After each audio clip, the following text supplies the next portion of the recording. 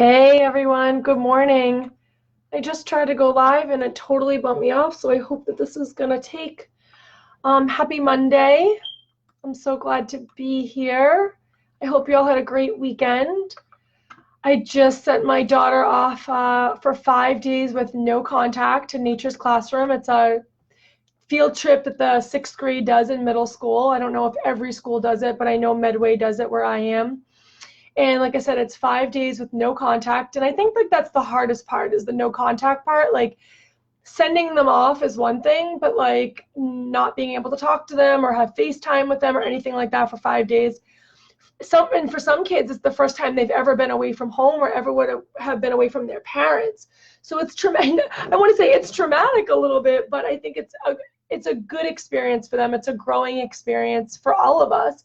And it's like I said, my third kid's going off to the trip. My son, who was the first one, he ended up in the emergency room. Nothing serious. He just got bit by something and it kind of blew up his face. And they had to take him to the emergency room. But everyone is so wonderful. They have great nurses and doctors there on site, like at the camp, and they're going to have a great time. So my daughter had a couple of little meltdowns, but nothing serious. She was a little nervous to go, but she's going to have like such a great time. So I'm excited for her, but I'm also excited for me because this week kicks off Resilient AF. And it's just something that I've been working on and working towards for the past few months. So, and I would probably say for the past 6 months, this has been in motion. One thing that I learned when I had some mentorship in my own business was that, I learned my human design and I am a generator, and I don't know what all of you are, but it's really great to find out what your human design is. And basically what that means for me is that generators take up a big percentage of people. But we're the ones that really make things happen. We're the ones that really put the stuff in the world that needs to be there. And we're the leaders. And I think that's so powerful. But one of the things that generators, have a hard time doing is they have a hard time with patience. So when they have an idea, they're so from up here in their mind, they just want to put it out into the world. And what really helps a generator build more success is if they're patient and they wait and they ask, what do you want? What do you need? And then from there, they put that out into the world. So I have been really challenging myself to not be so impulsive with my ideas because I have so many of them. And that's another trait, a generator has, and also just being a creator in general. And just wanting to share so much of myself and put so much of my ideas and my projects out in the world. But I've learned that they need an incubation phase. They need a phase where they grow, where they evolve in this little incubation. And I have to have patience and I have to ask for what people want, and then I can respond to that. So I feel like Resilient AF really came from a place of me polling people, asking people, listening to people, hearing the things that they want. Maybe they might have told me, maybe it was an action that I felt really coincided with this type of a program. It was the conversations, the dialogue that we were having. It was the needs that I saw. And from there, I created Resilient AF. And then I waited and I sat back, which I'm not good at. And I just waited and I listened and I looked for signs and from the universe and from the external to let me know that it's okay to put this in the world. And I did, and we sold 5 spots, and I'm so excited. We have 1 spot left, and I know officially doors have closed, but if you want in, I'm not going to turn anybody away because I'd love to fill all 6 spots because I know it's going to be such a transformational program. Okay, I will drop a link at the end of this live like I normally do, and if you hop on, please tell me hello, where you're watching from, and hashtag resilient. We're not doing hashtag replay anymore because Facebook is kind of just outlawing that and not showing the videos who have hashtag replay. So I'm sorry, my hair is just a nuisance right now. Okay, stuck points.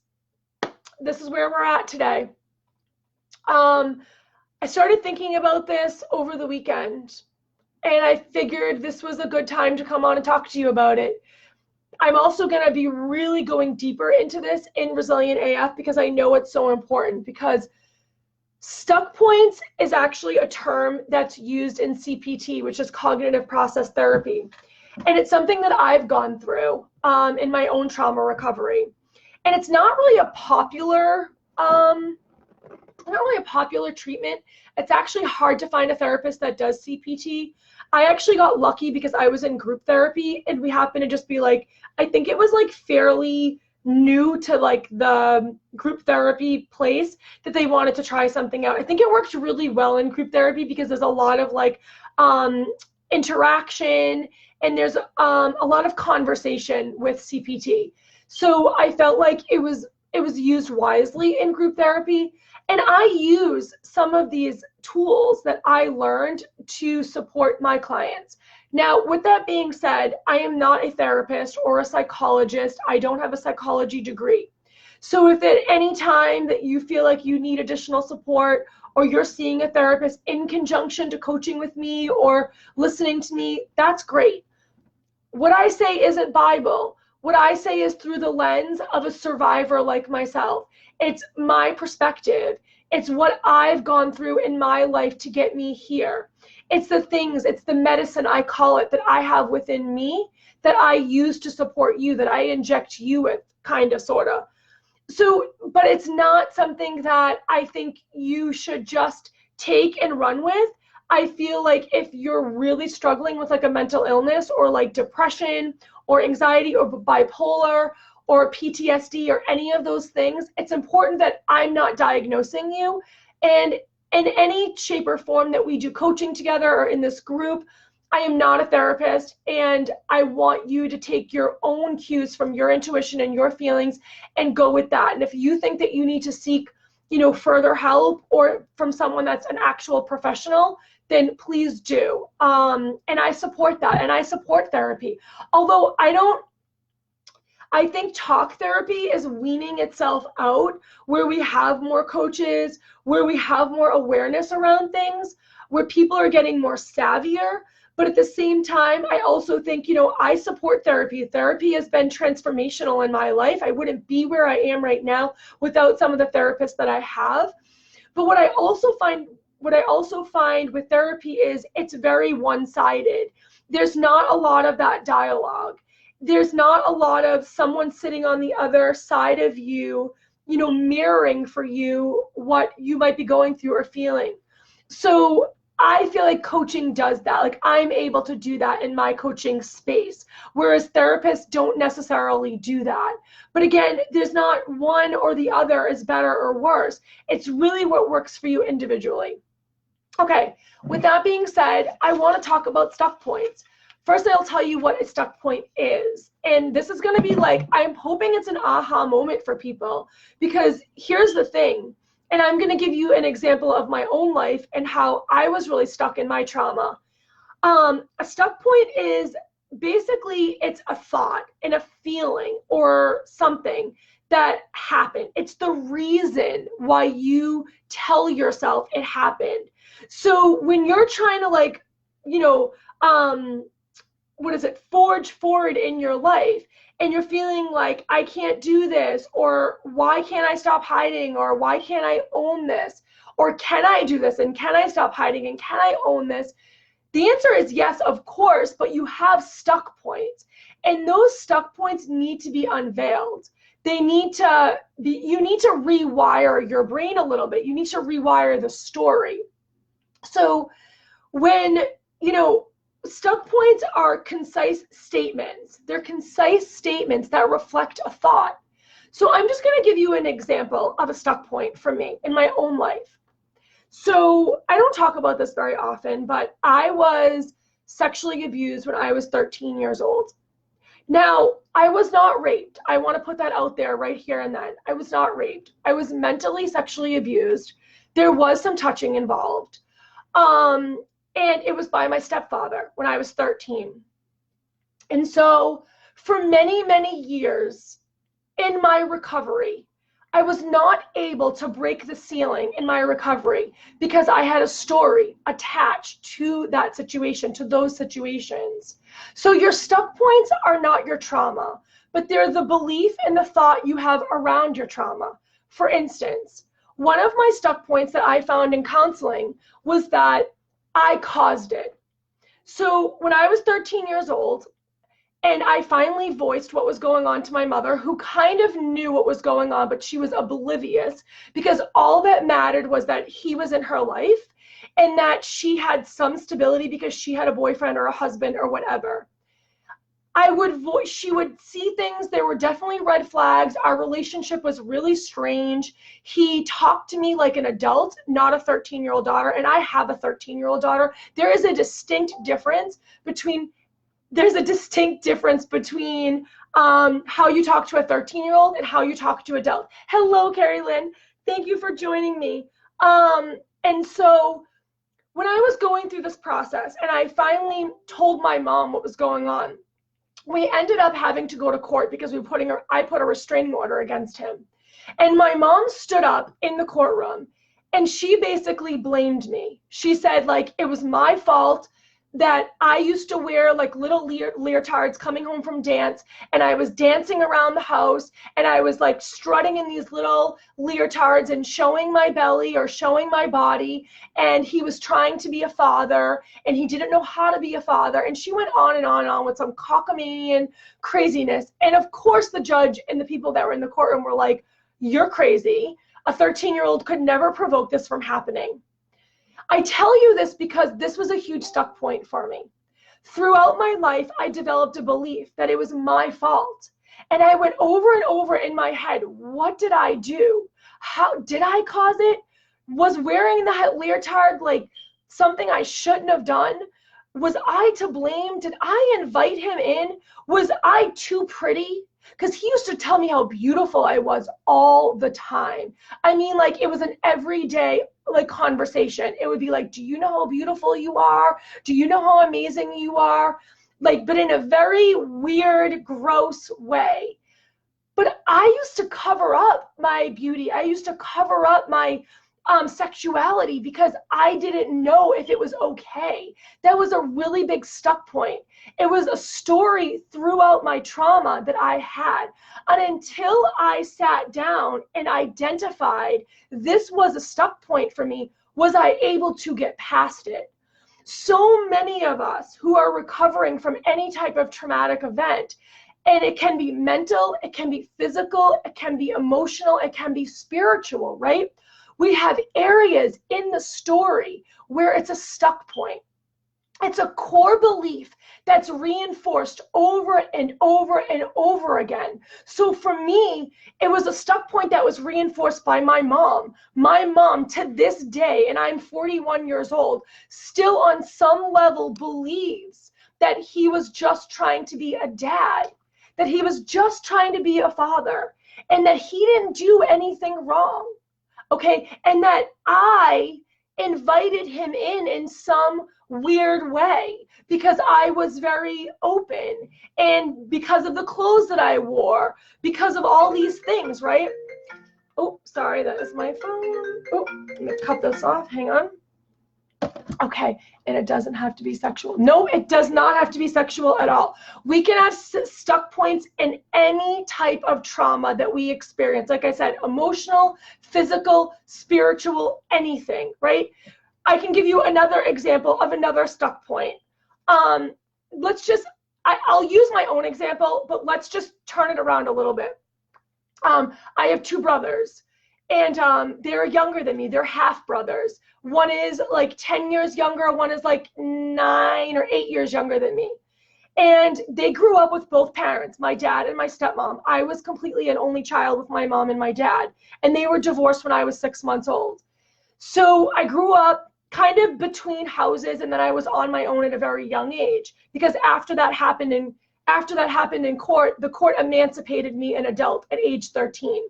So anyways, beside the point, long story short, my brothers grew up in a very, like, they had a great upbringing in a sense. Like, they had both parents, they had some money, they had everything they wanted. They were involved in sports, they had support, whatever, right? They had all these things.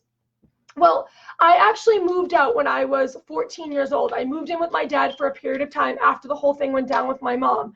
And then, because obviously I was too young to live anywhere else. But I ended up leaving my dad at 14, maybe like 14 and a half, because my dad and I just didn't get along. We had a lot of things going on between us. That's a whole other trauma for a whole other time. Anyway, so my dad and I were struggling, so I ended up leaving. Well, I think my brother was probably maybe 7 when I left, and it devastated him. It devastated my brother. My brother and I were very close. My youngest brother and I were very, very close. I was like a mom to him, a second parent. I babysat them all the time while my stepmom worked. And I was with him all the time. And I adored him. I adored both of them. But my younger brother was like my little baby. And so when I left, it devastated him. There was really no contact. I kind of left abruptly. My dad and I had a fight. I left. It was kind of ugly. And I didn't really visit that much. There was a lot of emotional stuff going on that I had not, recovered from. My dad and I had a really tough relationship. So years down the line, my brother got involved in drugs. And it started with the whole opium addiction, and then it led to heroin, and my brother was an IV drug user. He ended up in jail and all this stuff. Well, we were writing letters back and forth in jail. This was the first time that my brother and I actually had conversations with each other.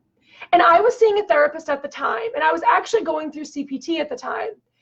And one of my stuck points was that it was my fault, that my brother became a drug addict because it was my fault.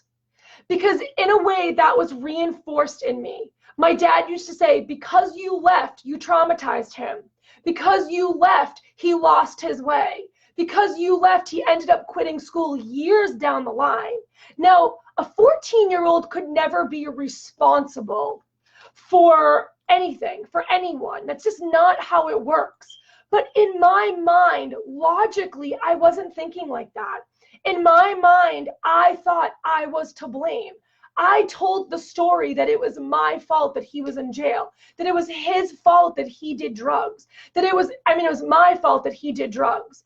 And it went on and on and on and on and on. So what happens is, and why stuck points are so hard to get over and why identifying them are so important, it's because without identifying the stuck points, you stay in that loop of thinking. You stay in that mindset. You live in that event for reasons that you put there, right? It's not like it's your fault. It's just what we naturally do. Anybody that gets traumatized at any age naturally says, it's my fault. What could I have done? Should I have not crossed that street? Maybe I wouldn't have been attacked. Should I not have gone home with him from the bar? Maybe he wouldn't have hurt me. I saw the red flags when we were dating. I could tell that he was abusive. Was it my fault that he hit me? And we go on and on with these types of stories. And it doesn't even have to be that catastrophic, right? It could be like, I was walking down the street and I broke my leg, and now I have back issues years later. Should I have not taken that street? Should I have worn different sneakers? Maybe if I took my car instead of walking that day. This is what we do. We attach these core beliefs onto our story, and that becomes the stuck point. Is that resonating? Does that make sense? I'm just going to go to the comments. For me, it's been financial. Grew up in a financially abusive home. Okay, so Carrie Lynn, what can you say is your stuck point? When you think about growing up in a financially abusive home, and you think about that abuse, and I don't know exactly what that abuse is or what you mean by abusive, financially abusive rather, but let's just say you're bad with money now. Let's say you can't save, or you're irresponsible with money, right? This could not be true, but I'm saying those could be your stuck points. Your stuck points could be that I'm not responsible with money. It's my fault my parents fought over money. If I didn't want that new bike, maybe they wouldn't have had that fight. And obviously, these are hypothetical, but these are what stuck points are. They're parts of the story attached. They're core beliefs reinforced by yourself, by your family, by adult people in your life, or relationships in your life. They are your judgment on the most difficult things that you have endured, right? Does that make sense? So how have you judged yourself? How have you kept yourself there in this place? I'd love to hear from you about this because I think it's important. Yes, all of that. Awesome. Yeah, so those are your stuck points, right? So if you can go back to your story and literally, like, what helped me was like writing out one traumatic event. Now, for a lot of my clients, and myself included, there have been layers and layers of trauma. Trauma doesn't just have one layer. There's generally layers. They overlap each other. So if there's abuse, then naturally you're probably something abusive happened down the line as a replica, as a repeat. That's another trauma. We get involved in these things. We invite these other things in our life that almost replica the trauma because we're comfortable there. It's not our fault, and it's not a stuck point. We can still do everything we want to do. We can stop hiding. We can own the power, but we just have to acknowledge where in this story is it not true? Is it not logical? When I wrote my stuck points, when I wrote out my trauma with my stepdad, there were definitely layers of trauma. It wasn't just one thing. It wasn't just the abuse sexually. It was the mental abuse. It was the emotional abuse. There were layers. And then it was layers with my mom, and then layers with my dad, and then layers with my brother, and then down the line with financial stuff, and then down the line with business. And I mean layers on top of layers on top of layers. But in every layer, there's a stuck point. There are stuck points. There's not just one. There's usually a few. So like for someone that's like trying to get out of like a financial ruin situation, if they're stuck in a story like that they're never going to have money because their parents didn't show responsibility with money, they were never taught how to manage money, so therefore they're never going to have money. Or if someone loses a house or a car is repossessed, the story could be that they're irresponsible, that they don't work hard, that they're neglectful, that they don't care, right? Well, there are stuck points in that story. There are stuck points there, and it's up to us to identify those stuck points so we can move past it. Once I wrote it out, I saw that I was ridiculous to think that I could have invited in any type of sexual abuse, that I could have changed anything. Someone that's going to experience sexual trauma, you cannot change it. Like, especially with a parental thing like that, like I could have been an ugly duckling. He was a sicko. If he was going to sexually abuse anyone, it would be because of him. It had nothing to do with me. It wasn't what I wore. It wasn't what time I got home from school. It wasn't how I interacted with him or if I gave him a hug. I used to think that way. I used to be like, I gave him hugs all the time, and I didn't necessarily feel comfortable doing that, but I felt like I had to do that. So like someone that's abused by like a family member, and a parent's like, oh, give your uncle so-and-so a hug, and your uncle hurts you or abuses you in some way, there's a stuck point there that you've invited that in. You've invited that in. Does that make sense? My dad made a lot of money. If I am success, I will not be loved. Oh, okay. That I deserve to be punished. Wow. Yes. Awesome job. These are stuck points. Absolutely. And the more you can identify these things, the better off you'll be. You'll literally be able to look at your trauma and say, this is not logical. Just because I'm successful, of course I can be loved. I am loved. You are loved. You are worthy innately. So if anything, you certainly can be loved. Success doesn't correspond with love. It has nothing to do with that. Success is a totally separate issue. You are loved. You're made from love. So there's no way you cannot be loved. My dad made a lot of money. And what did that do with your family? My dad loved seeing us fail so he could berate us and then save us. Yep. So how is that trauma impacted you? Like, could one of your stuck points be that I need to be weaker because I want my dad to feel like he can save me. Because believe me, we do that unconsciously, or rather subconsciously. We weaken ourselves, we dim our light so our parents or our authority can feel bigger, can feel more powerful, because then we're loved and we're recognized. I know that I did this with my dad too. Like, I would always come to him with the weaker things because I wanted him to feel like he could. The only way I felt loved by him is if I could go to him and I could be like, I'm down in the dumps, which he enjoyed. Like, he wanted me to not be in a good place so he could feel like he was in a better place. But when I was in a good place, he didn't talk to me. He didn't talk to me. And his excuse was very victim-like. Oh, you don't need me. You've got it all figured out. You've got your own life. You're successful. You don't need me anymore. Okay? Exactly. Yes, I learned to be a fuck up around money. So that was the only way I got love and attention. Wow. Yep. I totally see this.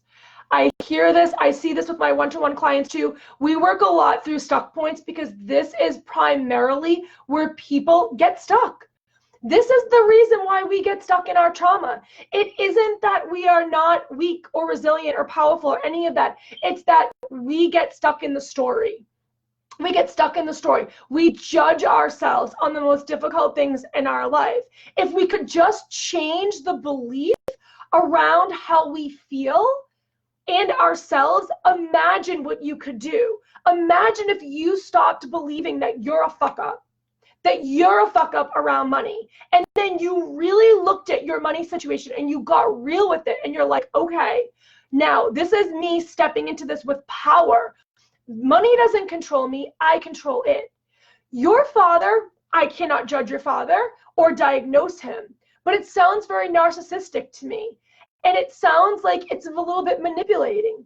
And you've fallen into that manipulating, victim pattern because he's done that to you. And that's unfair. So acknowledging that is good, but where are you stuck? And it looks like you've already identified a lot of stuck points.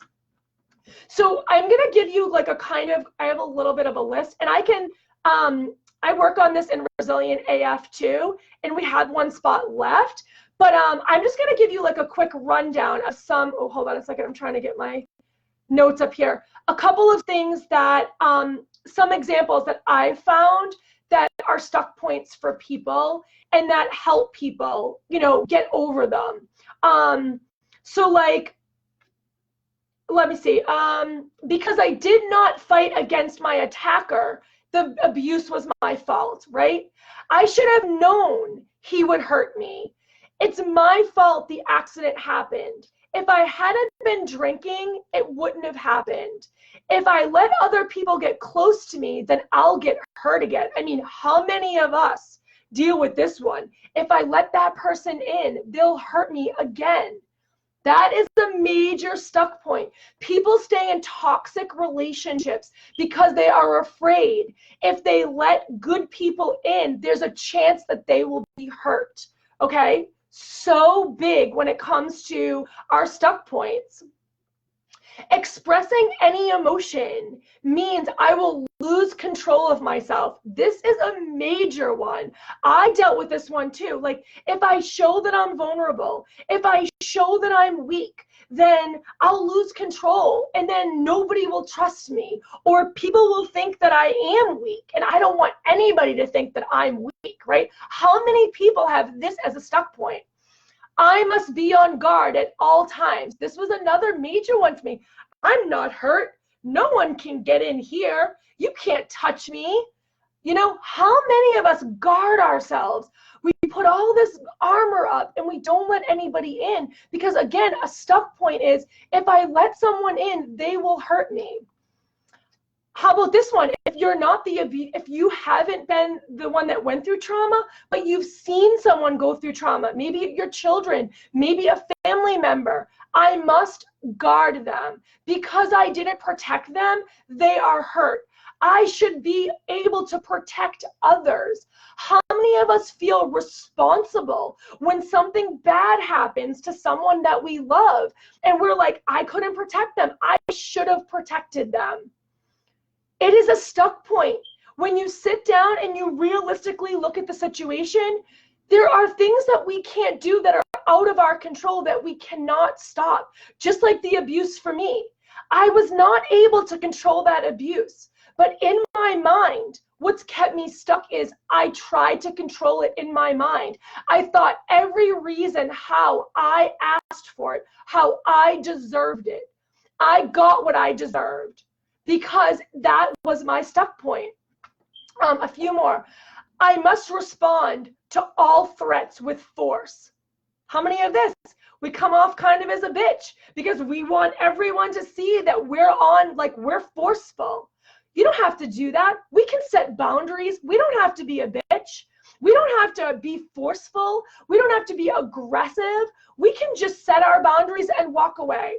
I can never really be good, moral person, again, because of the things that have happened to me. Well, if you've made a mistake, this is a big one. People that have made mistakes, committed crimes, we're human, right? Now, some things happen to people that happen. We can't explain them. A lot of times, people that have gone through trauma are the ones that are doing things repetitively or destructively or committing crimes or getting into addiction situations, but that doesn't mean they can't change. It doesn't mean they can't find themselves and be moral and be a person that lives like a good person in society. That is a stuck point. It keeps people in the danger zone. Other people should not be trusted. This is a big one. How many of us think that have been cheated on, that have been hurt, that have been, we've been through mistrusting situations and we think other people can't be trusted? This is a big stuck point. If I have a happy life, I will be dishonoring my family. Carrie, Lynn, this is what we just were saying. You had to stay small in order for your father to feel loved by your dad. This is huge. We dim our light. We keep ourselves small. We don't reach success and peaks in our own potential because we don't know. We think we're dishonoring people. We think that we're making them look bad. This has nothing to do with them. This is your life. This is a stuck point. I am unlovable. This was a huge one for me. How could anybody love me? If my own mother couldn't love me, if my own mother sat in court and defended this animal against her own 13-year-old daughter, her innocent 13-year-old daughter, if my own mother didn't love me enough to take a stand for me in my life, then why would anyone love me if the person that gave birth to me didn't love me? How many of us are stuck here?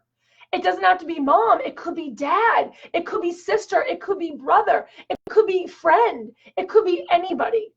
When we go through trauma, we take on that responsibility that we are unlovable, because trauma doesn't happen to people that are loved. Trauma doesn't happen to people that are worshipped. Trauma doesn't happen to rich, but it does. It happens to everyone. It has nothing to do with being unloved. I am worthless because I couldn't control what happened. This was another one for me. How worthy could I be if I couldn't stop the abuse? How worthy could I be? And I didn't know the word like worthy back then, but going through my life, I have coincided it to being worthy. Like, why would anyone love me if my own mother didn't love me? Why am I worthy of love? Like, what do I have to offer anyone? My own family took advantage of me. My own stepfather abused me. I am like just worthless. I am a used up piece of shit, worthless. I have nobody that truly loves me and is there for me. This is a stuck point. I deserve to have bad things happen to me. I will go into this a little bit further, but I lost a baby like almost 3 years ago. And, I won't go into the whole story right now, but for a long time, I felt I deserved it. I deserved to lose that baby. I deserved bad things to happen to me because for whatever reason, I couldn't be happy. I was so in that victim mentality at that point that I was like, I had some financial shit that went through. I had a business deal that fell apart. And I was like, I deserve this. Like, this is God punishing me. Like, I should have known better. That is a stuck point. That is a stuck point. I am dirty. I deserve to be abused, right? So I've named a lot of stuck points, and there are a ton more, and I'm going to put them in the group so you can look at them and you can circle the ones that you feel are the most identifying for you. But again, if you had a heart attack and you needed a defibrillator or you needed help, right? Is it your fault that you had the heart attack? Is it your fault that you needed to go to the hospital? Is it your fault that you need to go on a pacemaker? God, no. God, no. But for some people, trauma, they feel is their fault. And they're stuck in this loop. And they're stuck in these thoughts and emotions that basically take them down a rabbit hole. And that's why we can't recover. That is the reason we can't recover. When we start to identify the stuck points, when we start to look at the logicalness of our story, we start to see, well, it's not my fault. Like, as a grown woman, I understand now that I didn't ask to be abused. I didn't ask to be, like, taken for granted. I didn't deserve to be treated like I was. I didn't invite that person into my life to hurt me. I didn't have a sign on my head that said, please abuse me. I'm open and ready for that. No. Yes, there's a difference between taking radical responsibility. Of course, we all have to take radical responsibility in our life. And there are certain things in our life that we put ourselves into situations, but trauma is not one of them. Now, if you're drinking and you're driving and you get in a car accident and somebody ends up getting seriously hurt, there is radical responsibility there that you were drinking, that you chose to get behind the wheel. The people are hurt. But should you live in a loop of guilt and shame forever? No, you shouldn't. Should you be able to heal from that experience? Absolutely. We all make mistakes. But if you're talking about childhood trauma, if you're talking about, being abused or neglected or having like narcissism in your life, that is not something that you've asked for in your life. Those are your stuck points. Those are your stuck points. So I hope this resonated with you. And if you check out the replay, #resilient, and let me know if this really resonated with you, because I really want to go deeper into stuck points. And we are going to go deeper in Resilient AF, because this is like, I feel like surface level here. Like, if we can identify our stuck points, then we can reach higher points. Like, we can get through it. We can, dissect our trauma in a way that's very logical. It's a way that makes sense. It's not about, what's the word I'm looking for? Like, the dialogue that we have with ourselves is not the actual dialogue that is going to help us recover, if that makes sense.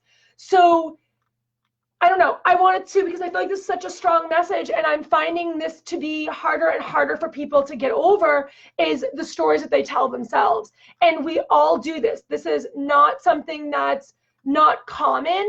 This is something that's very common in recovery.